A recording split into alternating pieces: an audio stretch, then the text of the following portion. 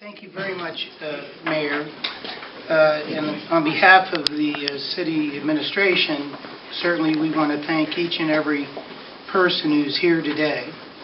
The subject matter of the issue of injection wells is an extremely serious matter. I can accurately say that never in the history of Richland County has our water source been so threatened. The question is what's on the horizon, and why is this a very serious issue? It's one, because of technology. It's two, because of progress. But it's three, because it's about money. Just to the east of us, in the state of Pennsylvania, where they are fracking to obtain underground natural gas as a result of the advancement of technology, it has resulted in literally, just in 2011, 1,000 fracking wells. And think about that. In 1 year, 1,000 fracking wells to the east. They say where the Huns are coming from the east. I can absolutely tell you that there are millions and millions and millions of barrels of laced, toxic, concocted, dangerous liquid waste that they are intending on bringing to the state of Ohio. Now, in the state of Ohio, Lord only knows why we have been selected, but it appears that we are at the forefront of major plans by a company from Texas to bring in this toxic waste. Now, the owner of this company said that it's an expectation of the unprecedented development of fracking wells, and by inference, the unprecedented byproduct of this liquid waste. We are the first community that I know of that this owner wants to bring in this waste not only by truck, but by rail. And I want you to picture this for a moment, because it is a very, very, very real possibility. Picture hundreds and hundreds of chemical tank cars coming to Richland County and dumping this waste and injecting it into our ground. Our most important resource is water. The Erie water. We have a beautiful county. Central High is beautiful. In Florida, they're running out of water. In other areas, they're running out of water. I can assure you that water one day will be the most valuable commodity for every community. So the history of this is we have the unprecedented development of these wells in Pennsylvania. And what happened in Pennsylvania was they started dumping this waste into streams and other areas, and as a result of that, it was contaminating their wastewater treatment systems. So the state of Pennsylvania said, we're not going to permit that. We just aren't going to do that because it will endanger our water source. So they stopped it.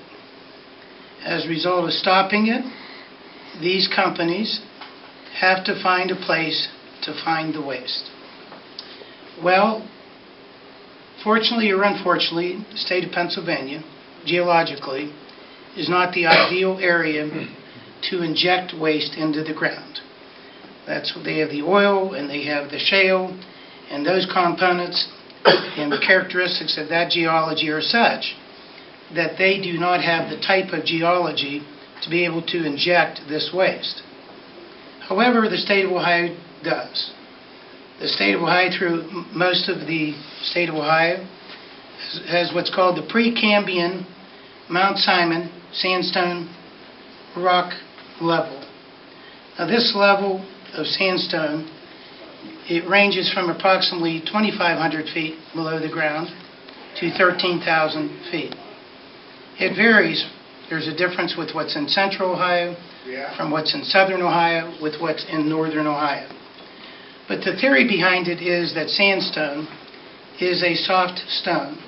It is permeable, and therefore it's a stone that can receive under pressure liquids, and that stone then would absorb it, and it would be stored in the sandstone. That's the theory.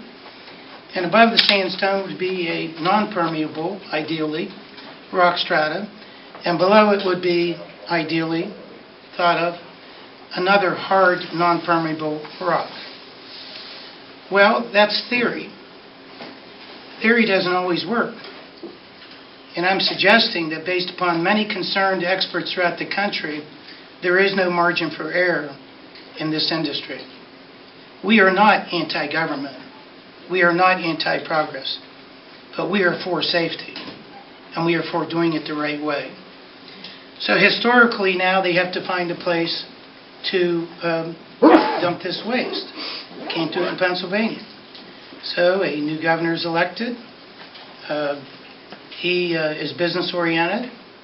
He has a statewide shortfall. He's looking for resources to balance the budget. So apparently he's adopted a policy, maybe his predecessor did, late before he was not elected, that they would charge a certain amount of money to these companies that want to dump the waste in Ohio. And I'm told that if it's brought from the state of Pennsylvania, the state of Ohio would receive maybe 80 cents a barrel or something like that. I do know the projected inside the state of Ohio it may be 20 cents. Outside, I think it's 80 cents. And I think they project income for the state of Ohio, income approaching $80 to $100 million. That all sounds good. Well, there's a problem. The problem is that historically, in various parts of the country and around the world, when they established these injection wells, we heard little or nothing about whether or not they can cause earthquakes.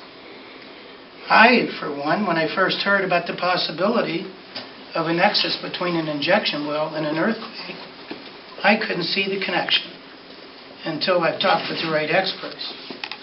And so we had an event in Ashtabula. I'd never heard of it after all these years. Who would have ever heard about some injection well in Ashtabula that at one point in time caused an earthquake? I never heard of it. Then we had another well that opened up in Youngstown. Most of you heard of that. And let's take a look at what happened in Youngstown. The company came in, said to the Ohio Department of Natural Resources, we would like a permit. And we'd like a permit for an injection well. And the ODNR said, fine, fill out the papers. We'll take a look at it. We approve the permit. Now, at that point in time, presumably, the Ohio Department of Natural Resources is very confident about the safety of such an enterprise. Well, they started these injections, and they started them in late 2010. And prior to the late 2010, in the entire history of Mahoning County, there had never been one recorded earthquake in excess of 2.0 on the Richter scale. Not one. We're talking about far beyond our own lives with the ancestors in Youngstown, not a single recorded earthquake. Since that injection well started in Youngstown, they've had 11 earthquakes. And then we have an expert in the state of New York that's associated with Columbia University, who's well respected, who has given his opinion that there is a direct correlation between the injection wells in Youngstown and the ensuing earthquakes. The last earthquake, which occurred just a couple weeks ago, was a 4.0 on the Richter scale. Now, let's think back about whether or not we can trust the state officials, their expertise, with the governor's agenda. And I would say that my position on this is it's not like the times of old where you had the governor that had a colony called Mansfield, Ohio. And in some paternalistic fashion, the governor would impose upon that colony whatever would benefit the governor. And it was done under the guise of caring about the colony. Well, we are no colony, and we are no ordinary city. In Youngstown, they stopped the injection wells. There's a 5-mile radius that they will no longer inject. And they now, according to this expert, believe that there must be a fault that they hit. And as a result of the fault, it caused an earthquake. And the tremors were felt clear to Cleveland. Now let's think about the ramifications of that. There are people that live in Youngstown that experience a 4.0 Richter scale. They have their homes there, their buildings, their businesses. And we've only heard so far about they're trying to find out what's happened there in Youngstown. No one's talking about whether or not in those tremors, the foundations of good and decent people, their homes, whether or not those foundations were compromised, because once you compromise the integrity of a foundation of a building and that process starts, it may not show up right away, but it's on its way to complete destruction of that building. There is no insurance that I know of that covers earthquake. There may be a company that will offer that as a premium. Many years ago, I had a case involving unstable soil conditions, and as a result of the litigation that I was involved in on behalf of many, many people, the state of Ohio adopted an earthquake program for these people that they could purchase insurance to protect their homes. Well, there is no earthquake insurance that I know of in Youngstown or anywhere in the state of Ohio. Even if there was, we have to pay an extra premium for it. So they have a problem in Youngstown. What are they going to do? Well, they're bringing in an expert from New York. I've talked with him personally, very fine gentleman, very capable.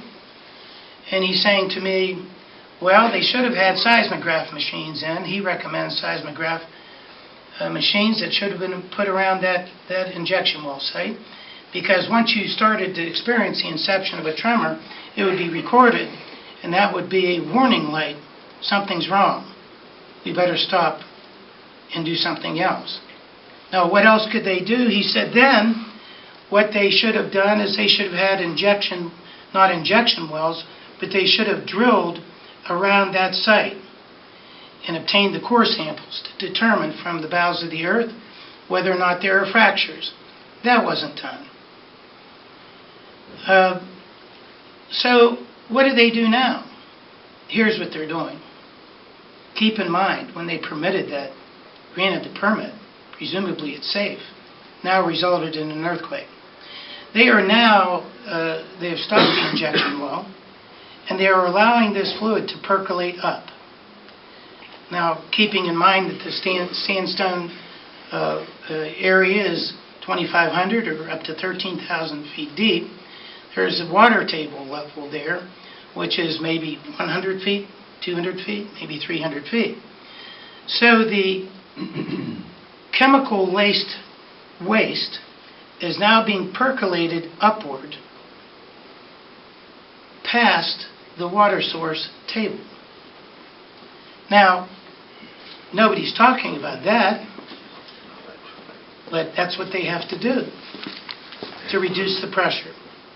So in doing that, nobody's raised the question, if you had an earthquake, and the earthquake and a number of earthquakes of sufficient degree that it caused you to shut down your well, and you're now percolating it upward past the water source, how can you be sure that the cement casing surrounding that well has not fractured, is now seeping into the water course?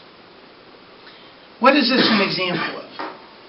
It's an example that even with the best of intentions, things can go wrong. But with our water source, there is no margin for error. So they're dealing with that in Youngstown right now. We have a problem here in our community. Without our knowledge, a company received a permit for 2 injection wells to put into our industrial park. And of course, we hear the story, it's going to produce jobs. Ladies and gentlemen, I can't think of a single major corporation which has a fiduciary obligation to its shareholders that would pour millions of dollars into a new corporate enterprise located next door to an enterprise that can cause earthquakes and can contaminate the water. The concept of putting an injection well into our industrial park, however well-intentioned, which absolutely preceded the term of office of our present mayor and certainly of myself, certainly may have been well-intentioned. But when one thinks about it, we want to put an enterprise into our industrial park which may threaten or discourage other companies from investing millions of dollars into our community. And I have talked with some of the adjacent owners out there. They are very concerned. Indeed, they should be. So, be that as the case is, right now the status is the Texas company has a permit for both. The plan is to bring it in by railway. They still have to construct it. And if there's questions later in terms of the construction of these wells, I'll certainly be able to answer them, I think, in sufficient degree that would give a greater understanding. But the Ohio Department of Natural Resources, when I talked with them on the phone, they in the governor's office last week, I asked the question, who's going to test? And the question was, what testing is there going to be on the liquid that's being brought in? And they said, well, Mr. Spohn, it will be tested at the site of origin, and it will be tested at the site of destination. Sounds good. I asked them, who does the testing? They said, the company. I said, the company? They said, the company. And I said, in all due respect, please tell the governor that is totally unacceptable to us, because self-regulation is no regulation. They said, well, we are confident because when we issue the permits, if somebody's not honest about it, there's civil and criminal penalties and they lose their permit. I said, well, it didn't work very well with the Ponzi schemes in the New York stock market, and I doubt that it's going to work very well here, because this industry's reputation is not exactly the kind of reputation that is traditional in many communities with other kinds of professions.